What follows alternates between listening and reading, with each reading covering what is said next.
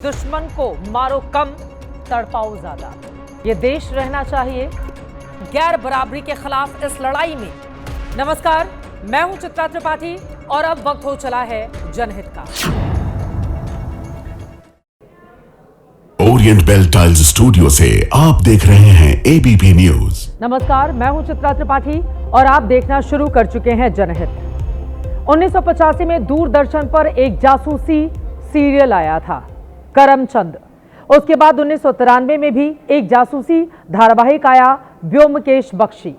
इन दोनों सीरियल्स ने भारत को परिचित कराया कि जासूसी क्या होती है, इसमें कितना थ्रिल है, कितना फन है। करमचंद और किटी ने देश को जासूसी की ट्रिक सिखाई कि टारगेट का पीछा कैसे किया जाता है और सर्विलांस क्या चीज होती है। आज इन जासूसों की बात इसलिए करने वाले हैं क्योंकि सुबह से ही पूरे देश के मन में एक सवाल घूम रहा है कि क्या देश की सरकार भी अब करमचंद बनना चाह रही है? क्या जासूसी को सरकार साइड प्रोफेशन बनाने की कोशिश में है? करमचंद और व्योमकेश बख्शी के वक्त देश में मोबाइल फोन नहीं था। मोबाइल तो 1995 में आया, लेकिन अब हर हाथ में मोबाइल है। उनमें 20 फीचर्स हैं, 2500 इनबिल्ट ऐप भी हैं और लोकेशन ऑन है। अब सवाल उठे हैं कि क्या सरकार इस मोबाइल फोन के रास्ते ही हर घर में घुसना चाहती है ताकि सबके कॉल सुन पाए, सबके एसएमएस पढ़ सके। हंगामा मचा हुआ है कि सरकार इसी जासूसी नियत से अपने संचार साथी ऐप को आपके मोबाइल में बलपूर्वक घुसा रही है ताकि आप 24/7 उसके रडार पर रहें, 24 घंटे 7 दिन। वो आपकी फोटो भी देखेगी और आपकी रील्स भी। इन सारे आरोपों, सारे अंदेशों में कितनी सच्चाई है, आज जनहित में इसी बात का करने वाले हैं विश्लेषण और कोशिश करेंगे कि इस खबर को देखने के बाद आप किसी नतीजे तक जरूर पहुंचे। किसी भी काम में रायता तब फैलता है जब करनी और कथनी में कहीं ना कहीं अंतर दिखाई पड़ता है। तो चलिए शुरू से ही शुरू करते हैं कि सरकार पर क्यों करमचंद बल्कि अब तो किम जोंग भी बनने के आरोप लग रहे हैं। कल शाम देश को पता लगा कि सरकार ने सभी स्मार्टफोन्स में अपने संचार साथी ऐप को प्री इंस्टॉल करना अनिवार्य कर दिया है। यह भारत के दूर संचार विभाग का 28 नवंबर का नोटिफिकेशन है जो 1 दिसंबर को सामने आया। इसे कोई भी झुटला नहीं सकता कि सरकार ने ऐसा किया है। इसमें तमाम मोबाइल फोन कंपनियों के लिए बाकायदा 3 महत्वपूर्ण आदेश भी थे। पहला आदेश था संचार साथी ऐप को अपने मोबाइल फोन्स में इनबिल्ट करें। दूसरा आदेश था जो फोन बन चुके हैं उनमें सॉफ्टवेयर अपडेट से ऐप इंस्टॉल करें। और तीसरा हुक्म फरमाया गया कि संचार साथी ऐप को कोई अनइंस्टॉल या डिलीट भी नहीं कर पाए। और सरकार ने मोबाइल फोन कंपनियों को एक डेडलाइन भी दे दी। इसमें कहा गया कि 90 दिन के अंदर ये काम हो जाए तो अच्छा है। अब आम धारणा है कि आपके हाथ में जो फोन है उसके मालिक आप हैं। आपके फोन में जितने भी ऐप हैं वो आपकी मर्जी के गुलाम हैं। आप चाहेंगे तो वो रहेंगे, आप डिलीट करेंगे तो वो आपके मोबाइल में नहीं रहेंगे। लेकिन सरकार कौन होती है अपना ऐप हमारे मोबाइल में ठूसने वाली, वो भी इतनी अकड़ से कि इसे डिलीट भी नहीं कर सके। बस इसी शंका पर विपक्ष ने शोर मचा दिया है कि यह सरकार तो करमचंद बन रही है। आगे बढ़ने से पहले नेताओं का वो शोर सुना देते हैं।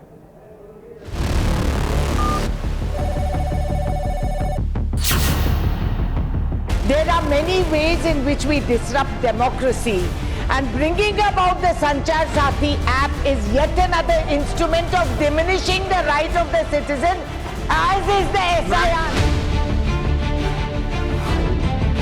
Citizens have their right to privacy. You send your own messages to family, friends without the government looking at everything. It's not just snooping on the telephones. We are turning this country into a dictatorship.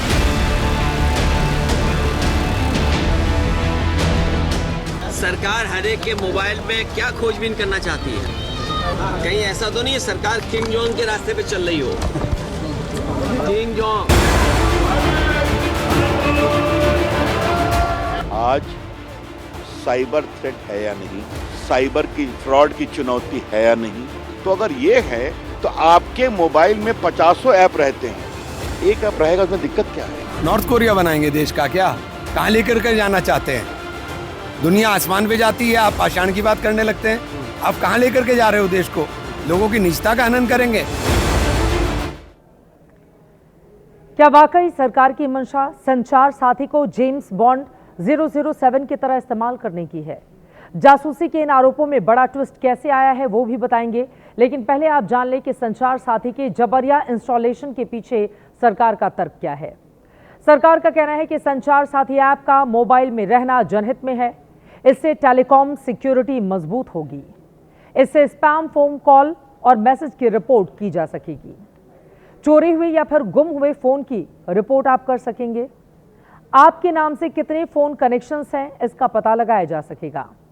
Net banking fraud की phone और internet details भी आसानी से ढूंढी जा सकेगी। IMEI number से handset के असली नकली होने की पहचान भी की जा सकेगी। लेकिन देश के मन में जो सवाल है वो ये है, तो इसके लिए जोर जबरदस्ती क्या की जा रही है? धोखाधड़ी के बचाने के नाम पर सरकार ऐसा क्या कर सकती है कि एक बार कॉल, SMS, कैमरा, माइक्रोफोन का एक्सेस उन्हें दे दिया जाए, तो फिर जन्म भर के लिए दे दिया, उसे डिलीट आखिर क्यों नहीं कर सकते? जैसा कि दूसरे ऐप्स के साथ अभी करते हैं, जितना जरूरी लगता है उतना एक्सेस देते हैं, जब मर्जी होती है तब हम और आप उसे डिलीट कर देते हैं। जब सवाल उठे और शोर मचा, तब जाकर देश के दूर संचार मंत्री ज्योतिरादित्य सिंधिया की सफाई सामने आई। पहले आप सिंधिया की सफाई सुने, फिर बताते हैं कि जासूसी की ये जो जलेबी बनाई जा रही है वो क्यों अब भी टेढ़ी मेढ़ी है।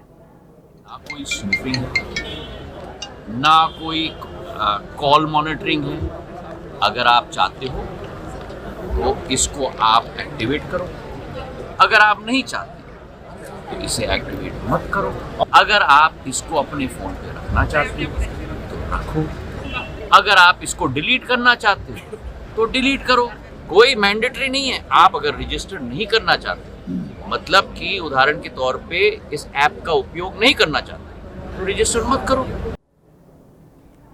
दूर संचार मंत्री की सफाई सुनने के बाद समझिए कि हमने क्यों कहा कि जलेबी अब भी टेढ़ी मेढ़ी है। पहली बात तो यह है कि देश किसे सही माने। 28 नवंबर को दूर संचार विभाग के अपने नोटिफिकेशन में जो कहा गया है उसे, या फिर आज दूर संचार मंत्री ज्योतिरादित्य सिंधिया की जो सफाई आई है उसे। एक ही पॉइंट ले, विभाग ने कंपनियों को लिखा कि संचार साथी ऐप मोबाइल में इस तरह इंस्टॉल करें कि कोई उसे डिलीट ना कर सके, जबकि दूर संचार मंत्री का कहना है कि ये ऑप्शनल है, ऐप को डिलीट या डीएक्टिवेट भी किया जा सकेगा। जाहिर है दो तरह की बातें होंगी तो लोगों को और ज्यादा शंका होंगी और चार तरह के सवाल जेहन में तो उठेंगे ही। संचार साथी के जबरिया प्री इंस्टॉल का फैसला किसका था? फोन कंपनियों से दूर संचार मंत्री वार्तालाप कर रहे थे या फिर उनका विभाग? या दूर संचार मंत्री की सफाई जासूसी के आरोप पर डैमेज कंट्रोल माना जाए? क्या डू नॉट डिलीट की फरमाइश दबाव में डिलीट की गई है? देश के आम आदमी को सुने कि अपनी सरकारी जासूसी की बात को वो किस हद तक समझ पाया है या फिर उसे सरकार का फैसला ठीक लग रहा है। For this I am not agreed because सबकी अपनी अपनी प्राइवेसी, पर्सनल लाइफ होती है और भी चीज़ें होती हैं। सो इससे तो मैं सहमत नहीं हूँ। ऐसा तो नहीं आना चाहिए। परमिशन तो हमें ऑप्शन होना चाहिए, परमिशन हमें देना है या नहीं देना है। हम चाहें तो दे सकते हैं बट कंपल्सरी नहीं होना चाहिए।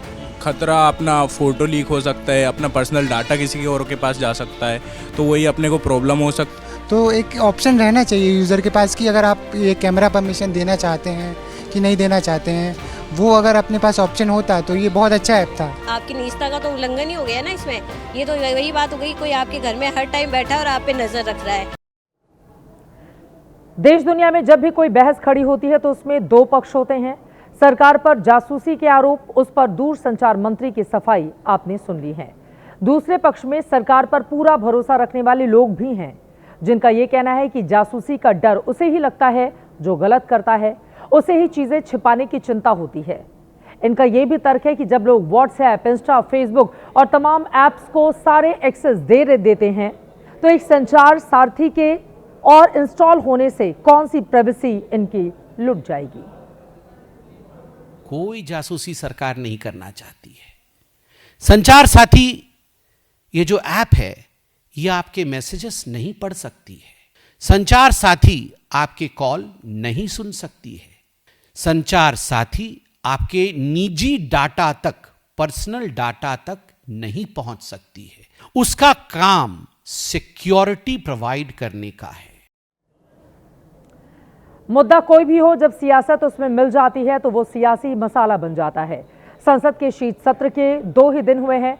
विपक्ष को लग रहा है कि उसे पेगासस पार्ट 2 का मसाला मिल गया है। आज शाम कांग्रेस ने अपने सोशल मीडिया एक्स हैंडल पर जो पोस्ट डाली है उसे देखिए। इसमें वैसे तो उसने संचार साथी ऐप का लोगो दिखाया है, लेकिन इसके बीच में 2 आंखें झांकती हुई भी नजर आती हैं और ऊपर कैप्शन में लिखा है, आप निगरानी में हैं। खैर, लोकतंत्र में इस तरह की राजनीतिक क्रिएटिविटी की भी अपनी जगह है। अपने अपने नैरेटिव हैं कि कोई किसी चीज को किस तरीके से लोगों तक पहुंचाने की कोशिश करता है। अब हम आपको साइबर एक्सपर्ट की जुबानी सुनाएंगे कि क्या वाकई उन्हें भी संचार साथी सरकार का करमचंद दिखता है। लेकिन उससे भी पहले संचार साथी ऐप के बारे में थोड़ी जानकारी आपके सामने रखते हैं। देश में अब तक 20 करोड़ से ज्यादा लोग संचार साथी पोर्टल का उपयोग कर चुके हैं। बड़ी तादाद है, 20 करोड़ से ज्यादा लोग। 1.5 करोड़ से ज्यादा यूजर्स इस ऐप से जुड़े हुए हैं। नागरिकों द्वारा रिपोर्ट किए गए 40,96,000 फर्जी मोबाइल कनेक्शन इसके जरिए डिस्कनेक्ट किए जा चुके हैं। इसमें 7,23,000 फोन सफलतापूर्वक नागरिकों को लौटाए भी गए हैं। इस ऐप के जरिए देश में 2 करोड़ फर्जी मोबाइल कनेक्शन बंद किए गए। वहीं 6 लाख से ज्यादा फ्रॉड लिंक्ड EMIs के इस ऐप के जरिए ब्लॉक किए जा चुके हैं। तो ये कामयाबी है संचार साथी ऐप की, जो सरकार के रिकॉर्ड पर दर्ज है। और अब साइबर एक्सपर्ट इस पूरे मामले को लेकर क्या कह रहे हैं? आपको संचार साथी ऐप इंस्टॉल कर लेना चाहिए या फिर सरकार का जासूस इस ऐप को समझना चाहिए? उन्हें सुने। ये एक पब्लिक यूटिलिटी उपभोक्ता फेसिंग ऐप है, जिसका उद्देश्य है कि लोगों की साइबर सुरक्षा को प्रबल रूप से सशक्त या सुरक्षित करना। तो उसका उद्देश्य जासूसी करना बिल्कुल नहीं है। लेकिन जब आप उसके परमिशंस पे जाते हैं, एक्सेस आपसे मांग रहा है आपके कैमरा का, आपके कॉल लॉग्स का, आपके टेलीफोन का, आपके SMS का, आपके स्टोरेज का और अदर परमिशंस का भी। तो जब ये परमिशंस को समुचित तौर पर देखा जाए तो इस ऐप के द्वारा आपके फोन के अंतर्गत हुई जानकारी का एक्सेस मिल सकता है। यहाँ एक और सवाल है, उसके लिए आपके सामने कुछ तस्वीरें रखते हैं जिसे देखकर इस पहलू पर आपको सोचना होगा। ये वो मोबाइल ऐप हैं जिनमें से बहुत से यकीनन आपके मोबाइल फोन में भी इंस्टॉल होंगे। ट्रेन का टिकट कराना हो तो IRCTC, मार्कशीट सेव करके रखना हो तो डिजी लॉकर, लाइसेंस या चालान की हिस्ट्री रखना हो तो M परिवहन। इसके अलावा उमंग ऐप, माई आधार ऐप, डिजी यात्रा, आरोग्य सेतु ऐप। ये वो सारे ऐप हैं जिनके बगैर आज के वक्त किसी का भी काम नहीं चल सकता। और कॉमन बात यह है कि ये सभी सरकारी ऐप हैं, कहीं ना कहीं सरकार के कंट्रोल में हैं। ऐसे में सवाल उठ रहे हैं कि जब आप इन्हें एक्सेस दे सकते हैं तो फिर संचार साथी को एक्सेस क्यों नहीं? कई बार ऐसा होता है जब कोई पक्ष पूरी तरह से सही नहीं होता और पूरी तरह से गलत भी नहीं होता। सरकार का मजबूत पक्ष यह है कि साइबर फ्रॉड सच में बड़ा मुद्दा है और संचार साथी वक्त की जरूरत है। विपक्ष का मजबूत पक्ष यह है कि नागरिकों के प्राइवेसी के अधिकार की सुरक्षा वाकई जरूरी है। सरकार का कमजोर पक्ष यह है कि नोटिफिकेशन में झोल है, उसमें यूजर से सहमति भी नहीं ली है। विपक्ष यहां कमजोर है कि सबूत नहीं है, फिर भी संचार साथी को 100% जासूसी ऐप बताया जा रहा है। अब इस खबर के अंतिम पड़ाव पर आते हैं कि सरकार ने तो आदेश निर्देश दे दिए कि मोबाइल कंपनियां संचार साथी ऐप को प्री इंस्टॉल करें, लेकिन क्या कंपनियां मानेंगी? ये बात आसान नहीं लगती, क्योंकि एप्पल ने सरकार के साथ इस बैठक में हिस्सा ही नहीं लिया, बल्कि ये साफ कर दिया कि दुनिया में ऐसा कहीं नहीं होता है और भारत में भी एप्पल नहीं करेगा। एप्पल ने इस पर भी ऐतराज लिया है कि सरकार ने फैसला लेने से पहले मोबाइल कंपनियों से सलाह मशविरा क्यों नहीं किया। वहीं सैमसंग ने भी सरकार को सीधे हां या ना में जवाब नहीं दिया है। ये कहा है कि इस विषय पर मिल बैठकर बात करेंगे, विचार करने की जरूरत है। तो अब इस ऐप को लेकर राजनीति कहां तक आगे बढ़ती है? सरकार क्या फ्रंट फुट पर आकर लोगों को बताती रहेगी कि साइबर सिक्योरिटी के लिए ये ऐप कितना जरूरी है, या फिर उसे थोड़ा सा अपने कदम भी इस मसले पर पीछे खींचने होंगे? कई ऐसे सवाल हैं जिसके लिए हमें थोड़ा इंतजार करना चाहिए। जनहित पे आगे बढ़ते हुए अगली बड़ी खबर का रुख करते हैं। अब आते हैं वोटर लिस्ट के टकराव की सियासत पर, जिसमें सबको अपने अपने वोटों की चिंता है। वोटर लिस्ट शुद्धिकरण को लेकर संसद की कार्रवाई आज फिर नहीं चल पाई। हालांकि दोपहर बाद दोनों पक्ष में सहमति बनी है और उम्मीद है कि कल से कार्रवाई सुचारू रूप से चलेगी। सत्ता पक्ष और विपक्ष में बात कैसे बनी इसके बारे में बताएंगे, लेकिन पहले देखिए कैसे जिद की वजह से आज संसद की कार्यवाही नहीं चल पाई। संसद के अंदर और बाहर दोनों जगह विपक्षी सांसदों ने प्रदर्शन किया, नारेबाजी की। विपक्षी सांसदों की मांग है सरकार सदन में वोटर लिस्ट सुधार प्रक्रिया यानी एसआईआर को लेकर चर्चा कराए। सरकार इसके लिए तैयार भी है, लेकिन दोनों तरफ से कई मुद्दों पर असहमति होने की वजह से बात नहीं बन पा रही। नतीजा, जनता की करोड़ों की कमाई 2 दिनों से लगातार बर्बाद हो रही है। आज सदन के बाहर संसद के मकर द्वार पर सुबह 10 बजे से ही विपक्षी सांसद जुटने लगे थे। कांग्रेस अध्यक्ष मल्लिकार्जुन खड़गे और सोनिया गांधी के नेतृत्व में सांसदों ने यहां पर प्रदर्शन किया, नारेबाजी की। हालांकि इस प्रदर्शन में टीएमसी और समाजवादी पार्टी के सांसद शामिल नहीं हुए, लेकिन विपक्ष एसआईआर के मुद्दे पर एकजुट है और वो सदन में चर्चा चाहता है।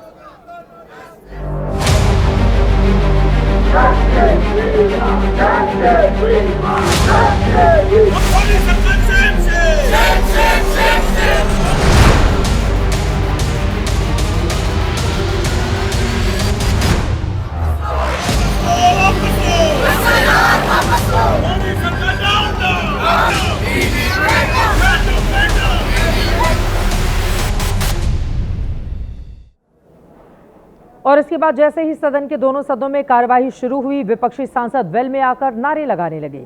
लोकसभा के अंदर की तस्वीरें कैमरे में कैद हुई हैं। विपक्षी सांसदों ने वेल में जाकर प्रदर्शन करते हुए आप देख पा रहे हैं। हालांकि राज्यसभा के अंदर की तस्वीरों में विपक्षी सांसद प्रदर्शन करते नहीं दिख रहे थे, लेकिन उनकी नारेबाजी साफ साफ सुनी जा रही थी। लोकसभा की कार्यवाही हंगामे के बाद 3 बार स्थगित करनी पड़ गई। सुबह 11 बजे महज 16 मिनट लोकसभा की कार्रवाई चली। दोपहर 12 बजे 8 मिनट के बाद कार्रवाई स्थगित हुई। दोपहर 2 बजे तो 5 मिनट में ही कल तक के लिए कार्यवाही को स्थगित करना पड़ा।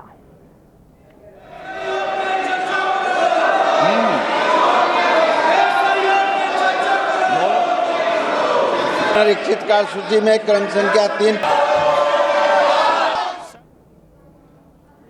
विपक्षी सांसदों के हंगामे की वजह से लोकसभा की कार्यवाही नहीं चली, तो सदन के बाहर सांसदों ने एक दूसरे पर आरोपों की बौछार की।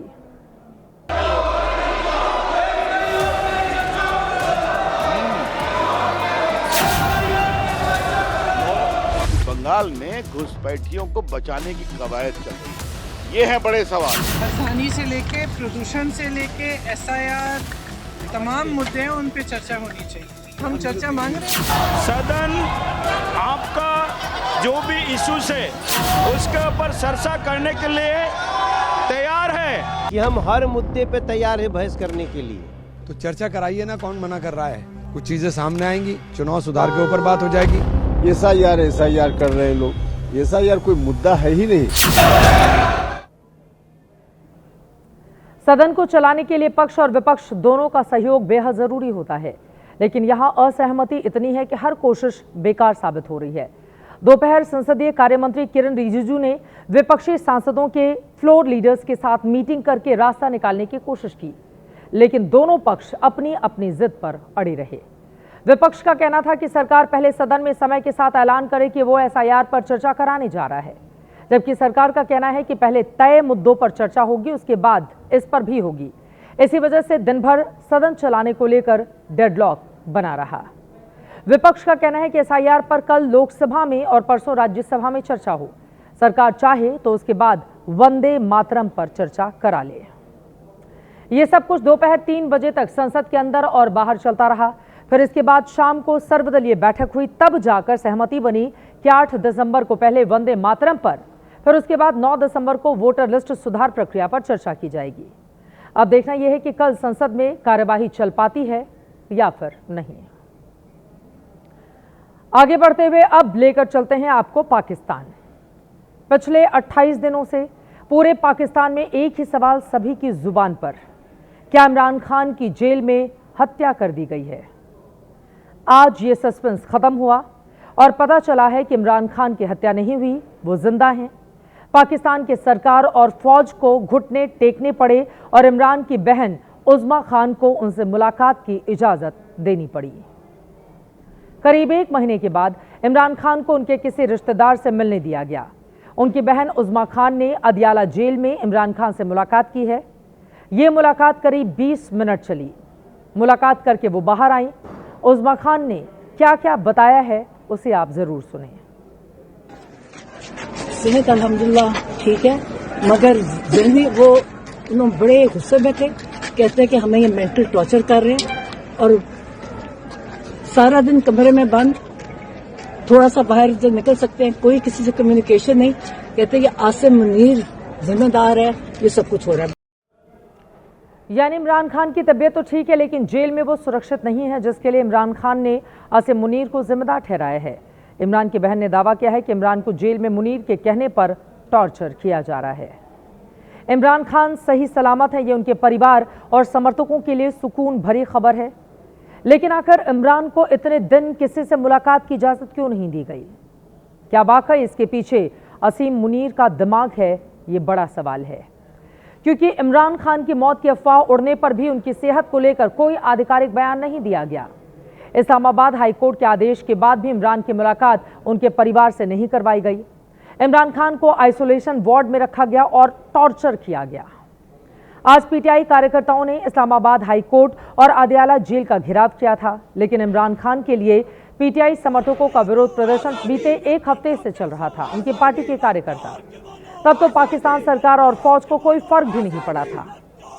सवाल यह है, आखिर अब अचानक ऐसा क्या हो गया कि इमरान खान की बहन को उनसे मुलाकात की इजाजत दे दी गई? क्या इसका आसिम मुनीर के चीफ ऑफ डिफेंस फोर्स बनने से कोई कनेक्शन है? क्या इसका शहबाज शरीफ और आसिम मुनीर के बीच सीडीएफ पद पर चल रही रस्साकशी से कोई कनेक्शन है, जुड़ाव है? इसकी चर्चा पूरे पाकिस्तान में चल रही है। आगे बढ़ते हुए अब खबर भारत और रूस के बीच दिल, दोस्ती और डील की, जिसे और ज्यादा पक्का करने के लिए रूस के राष्ट्रपति व्लादिमीर पुतिन भारत आ रहे हैं। पुतिन का भारत दौरा 4 दिसंबर को शुरू होना है, लेकिन पुतिन का यह दौरा सिर्फ कूटनीतिक शिष्टाचार नहीं, बल्कि भारत और रूस की दशकों पुरानी डिफेंस वाली दोस्ती को भी मजबूत करेगा, जिसका ट्रेलर आज दिख गया है। भारत और रूस के बीच न्यूक्लियर सबमरीन को लेकर बड़ा करार हुआ है। परमाणु ऊर्जा से चलने वाली चक्र क्लास की सबमरीन भारत को लीज पर दी जाएगी। भारत चाहता है कि उसे रूस से ये न्यूक्लियर सबमरीन साल 2027 तक मिल जाए। ये सबमरीन 10 साल के लिए भारत को लीज पर दी जाएगी, जो जानकारी सामने आई है। यह दूसरी परमाणु सबमरीन है जो भारत को रूस से मिलने जा रही है। इससे पहले 2012 में भी रूस से भारत ने न्यूक्लियर सबमरीन 10 साल के लिए लीज पर ली थी, जो 2022 में वापस रूस चली गई। आज ही पुतिन के प्रेस सेक्रेटरी दिमित्री पेस्कोव ने एक और ऐलान किया। उन्होंने कहा कि राष्ट्रपति पुतिन की यात्रा के दौरान S-400 डिफेंस सिस्टम पर बड़ा ऐलान हो सकता है। अगर ऐसा हुआ तो फिर जल, थल, नभ डिफेंस के तीनों मोर्चों पर भारत और रूस की दोस्ती और ज्यादा मजबूत होगी। जल यानी समुद्री सीमाओं की सुरक्षा के लिए रूस की न्यूक्लियर सबमरीन, थल यानी जमीनी सीमाओं की सुरक्षा के लिए रूस का S-400 जैसा पावरफुल डिफेंस सिस्टम, और नभ यानी आसमानी सुरक्षा के लिए भारत के पास पहले he made in Russia Sukhoi fighter jets मौजूद हैं। और अब वीडियो ऑफ द डे, पुष्प वर्षा सम्मान। ये सोने का कड़ा बेहद दुर्लभ, क्योंकि पूरे 200 साल में सनातन परंपरा के किसी युवा को ये मिला है। काशी में 19 साल के देवव्रत महेश रेखे ने इतिहास रचा है। उन्होंने 50 दिन में बिना किसी अवरोध के शुक्ल यजुर्वेद के करीब 2000 मंत्रों का दंड क्रम पारायण पूरा किया। दंड क्रम का अर्थ है हर मंत्र को 11 अलग अलग क्रमों में दोहराना। खुद प्रधानमंत्री मोदी ने देवव्रत पर एक लंबी पोस्ट लिखी है। सीएम योगी आदित्यनाथ ने भी वेदमूर्ति देवव्रत महेश रेखे की प्रशंसा की है। और अब आज का जनहित मंत्र, जो प्राप्त है वही पर्याप्त है। अगर ऐसा सोच लिया तो प्रगति समाप्त है, इसीलिए रुके नहीं, निरंतर आगे बढ़ते रहें। इसी के साथ जनहित में मेरे साथ अभी के लिए बस इतना ही।